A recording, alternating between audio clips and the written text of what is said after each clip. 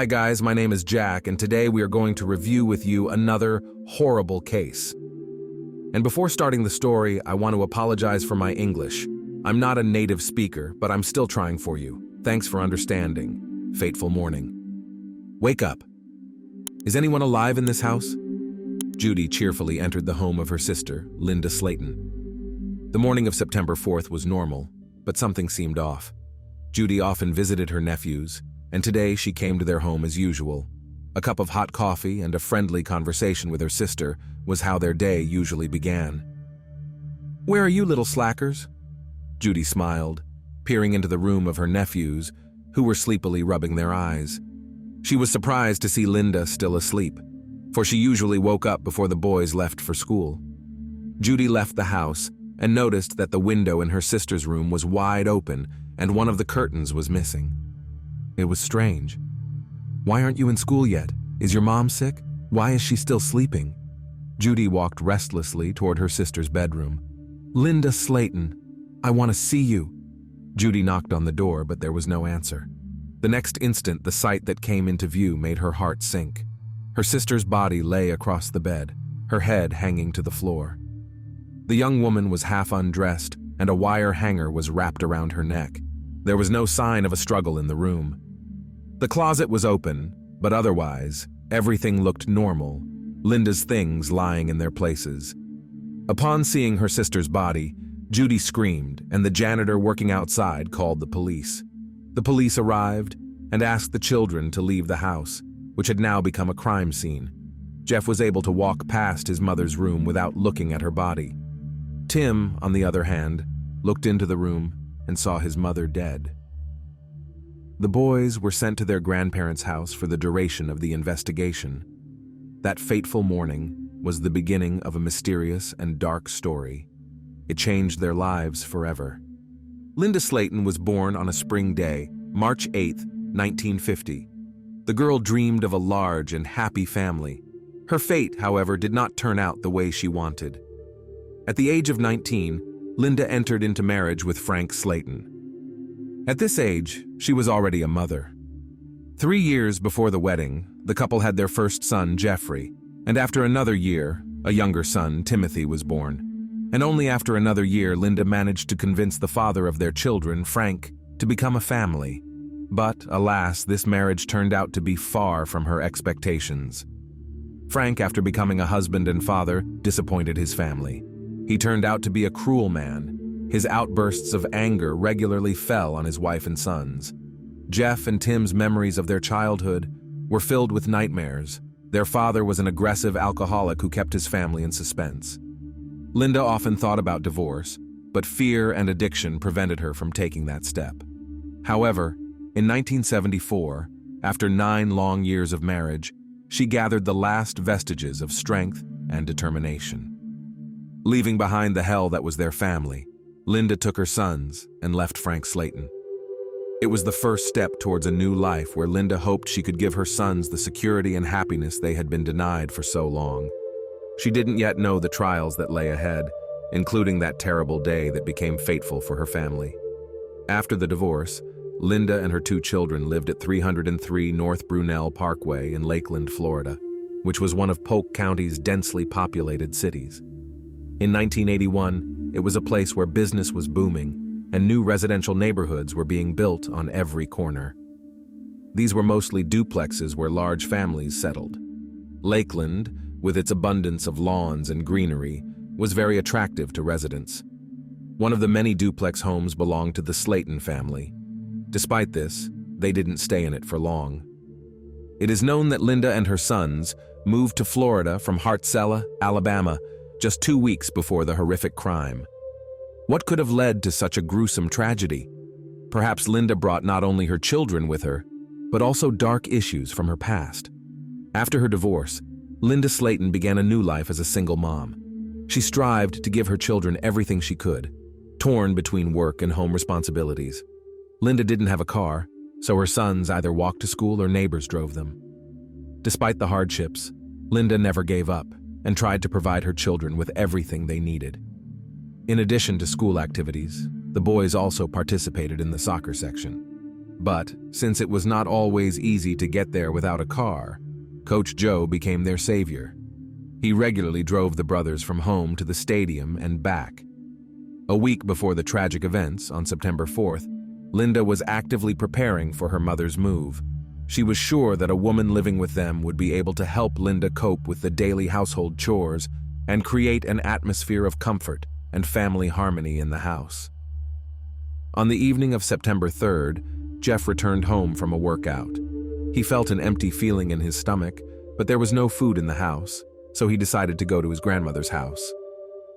When he returned around 9:30 p.m., his brother and mother were not in the house. The boy turned on the TV in an attempt to distract himself, but his anxious thoughts did not leave him. The quarrel with his mother, which had occurred the day before, did not give him peace. He tried to put it out of his mind, but when he came home and did not find his relatives, he began to feel a strange longing. Usually at this time, their house was in a state of excitement. Linda's mother was cooking dinner in the kitchen, the smell of delicious food filling the house, and her younger brother Tim was merrily hanging around, sometimes running up to Jeff, hoping for a conversation. But sensing his brother's displeasure, he ran back to his mother. These moments were repeated several times until everyone was gathered around the table for dinner. Around 11:30 p.m., the noise and laughter of family members in the hallway interrupted Jeff's musings. His heart began to beat more calmly. His mother and brother came home, and Jeff finally went back to watching the movie that was coming to an end. At dinner, Linda talked about going to spend the evening with the neighbors and playing cards. But before that, she decided to do some housework. When his younger brother Tim went to bed, Jeff stayed and helped his mom wash the dishes. Before going to bed, he decided to stop by her room to apologize for the fight that happened between them earlier. Jeff remembers that his last words were, "I love you, Mom. I'll see you tomorrow." If only he had known that those words would be the last words he was able to say to his mother. September 4th, 1981 was a tragic day in the lives of two brothers, 12-year-old Tim and 15-year-old Jeff. It was then, on that terrible day, that they found their mother, Linda Slaten, dead in her bed. At the time, Linda was only 31 years old. Who could have committed such horrific cruelty against the mother of two defenseless children? Was it someone they knew, or was Linda the victim of a random attack? After Jeff and Tim left for their grandmother's house, Sergeant Edgar Pickett of the Lakeland Police Department arrived on the scene. He was the first detective to begin investigating this terrible tragedy. As soon as he arrived, police officers, reporters, and ambulances streamed to the house. The place was cordoned off. Yellow tape reading, "Crime scene, no trespassing," was stretched around the house. Sergeant Pickett was the first to uncover the most important piece of evidence in the case. On a window where the curtain was missing, he discovered a palm print that did not belong to the murdered Linda. This footprint could have been an important DNA sample, but at the time DNA testing was not yet widespread. To find out the exact cause of Linda's death, her body was sent for an autopsy. It revealed bruises on her shoulders, arms, and neck. The fact that she was half naked indicated a possible rape. After a detailed autopsy, it became clear that Linda had first been severely beaten, then abused, and then strangled with a hanger from her own closet. This horrific scenario became the starting point of the investigation, but there were still many questions. To solve the mystery of Linda Slaten's murder, the police decided to go through the genealogical tree of the Slaten family. The first suspect turned out to be Linda's ex-husband, Frank Slayton. Information about him indicated that he was a violent and aggressive man who often abused his wife and children and showed no concern for the family. Quite expectedly, Frank immediately came under the suspicion of the police. He was detained for questioning, but it soon became clear that he was in Alabama on the night of the murder. Nevertheless, the police did not rule him out as a suspect. The second suspect was Linda's eldest son, Jeff. On the day before the murder, he and his mother had a serious argument. According to witnesses, the relationship between Linda and her son had been strained recently. Jeff, as the eldest child in the family, had experienced the full brunt of living with an abusive father and then with his mother, who was raising his brothers alone. Their frequent conflicts were in plain sight, but Jeff always tried to smooth over quarrels and make peace with his mother, just as he did the night before Linda's murder. The police conducted 2 polygraph tests for Jeff, and both times the results were negative, thus eliminating him from the list of suspects. Third on the suspect list was Linda's boyfriend, whose name has not been released. This white man was a close friend of Linda's and often socialized with her children, but polygraph testing revealed nothing suspicious, and police were forced to clear him of suspicion. After Linda's funeral, the family gradually began to get the brothers' lives back to normal. The boys went back to school and tried to suppress in their minds the horrible event that had occurred at 303 North Brunel Parkway. Tim continued to attend soccer practice, and he always felt support from his team and coaches. Coach Joe stayed true to his promise and continued to give Tim rides home after practice. A month after the tragedy, Tim put a picture of the team and coach by his bed. Weeks turned to weeks, months turned to years, but the case of Linda's murder remained unsolved. The Slaten brothers had to accept the hard reality of their new life. Their mother had been murdered, and only their grandparents, Clarence and Margaret Harris, were left with them to support them through this difficult time. It had been a full 17 years since the horrific murder of Linda Slaten. The years have passed, and the boys who lost their mother have grown into grown men full of love and care for their own families. Both brothers started families, and Jeff had 2 children. However, he never forgot that last night. "I didn't hear anything at all. Even the neighbors claim they didn't hear anything suspicious that night. It weighs heavily on me," he often repeated in conversation with his loved ones. Sometimes, sitting in front of the television waiting for dinner, while his wife fussed in the kitchen and his children ran around him, Jeff would catch a glimpse of the past. At such moments, he was taken back to his childhood home, to the last evening with his mother.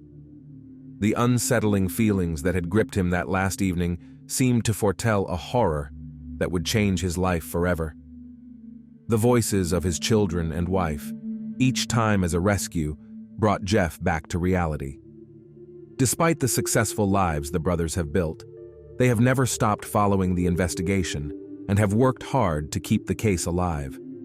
They regularly return to Lakeland to see if there was any news in their mother's case. In an interview, Tim said, "No matter how many investigators are replaced, we always remind them that we are waiting to find whoever killed our mom. The burden is on us, and I can't let it go." In 2001, detectives finally had a new thread that could lead to the solution of this long-standing mystery. In the same neighborhood where Linda was murdered, police arrested a man named Jimmy Ulmer, who had similar mannerisms to Linda's killer. He was charged with the attempted murder of a little girl he had tried to pull through the window of her room. The police began to scrutinize his connections and alibis and discovered that he was now already sentenced to 80 years in prison for other crimes. For the police, he became the prime suspect. However, a small problem arose. By that time, Jimmy had already passed away, and it was impossible to conduct DNA testing. However, Jimmy's mother agreed to provide a sample of her DNA. Unfortunately, the results did not match the sample found at Linda's murder scene. The investigation again went unanswered. In 1998, the investigator who had been looking into Linda Slaten's murder, Edgar Pickett, resigned and was replaced by a new detective, Brad Grace. Grace discovered an unidentified DNA sample that had been collected at the crime scene back in 1981. He decided to send that sample to the state's largest laboratory, the Florida Department of Law Enforcement, to try to identify Linda's killer from the DNA. By 1999, the department already had the means to conduct such tests, and Detective Grace sprang into action. He reviewed the list of suspects and decided to collect DNA samples from each of them. In 2001, he was confident that he could find the perpetrator through his DNA. He first contacted the Slaten brothers and asked them to submit DNA samples for comparison with samples found at the crime scene.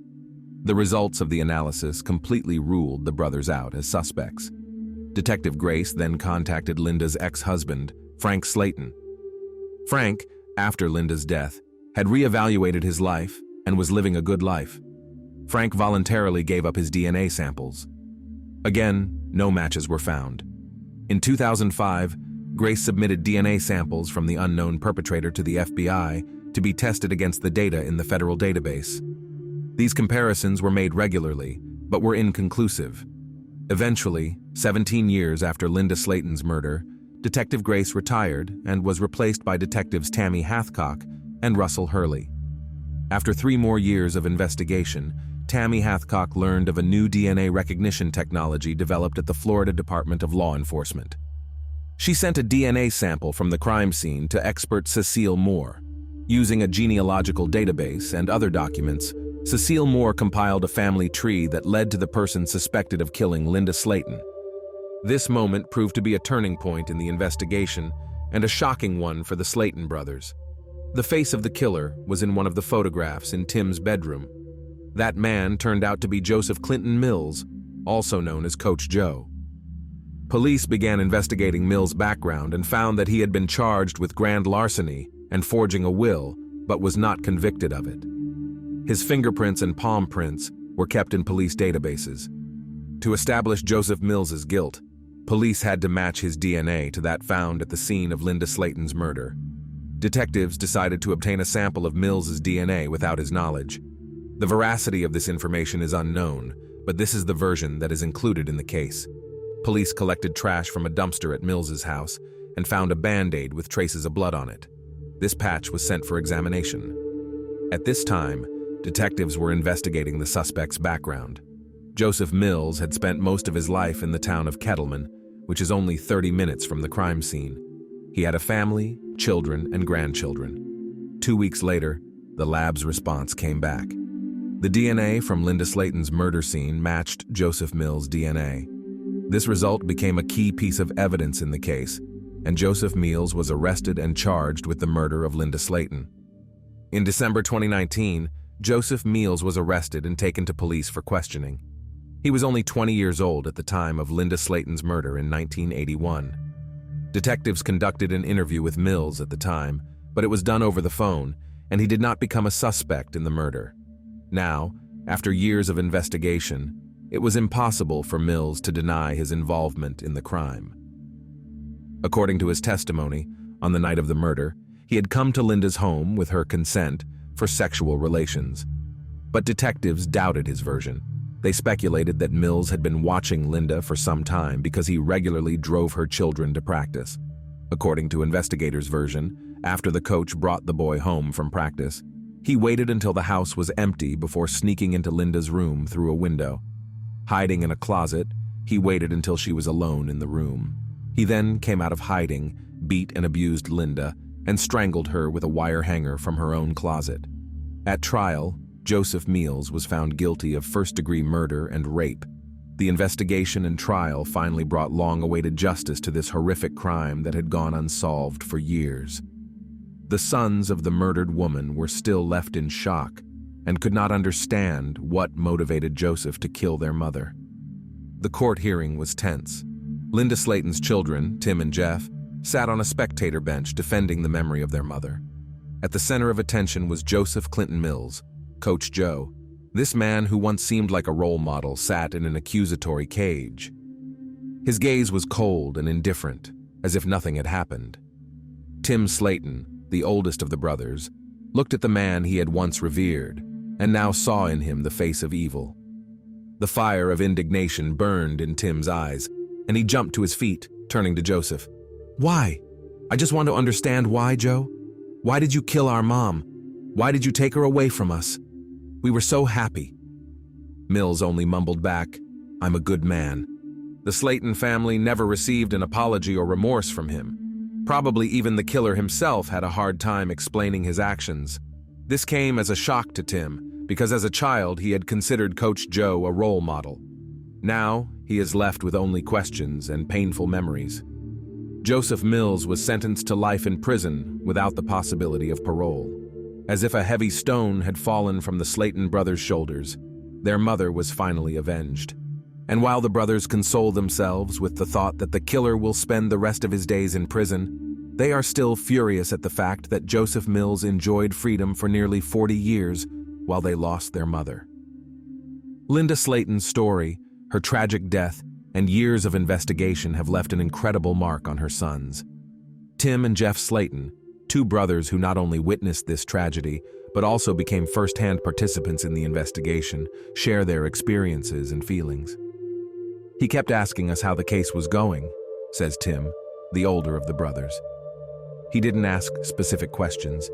He just wanted to know if there was any news on the case, if there was any new evidence, and I just told him that nothing had changed. Tim still can't believe that his mother's killer was a man he considered a friend and respected. The picture of him standing behind Joseph Mills has always reminded him that life goes on, but without his mom.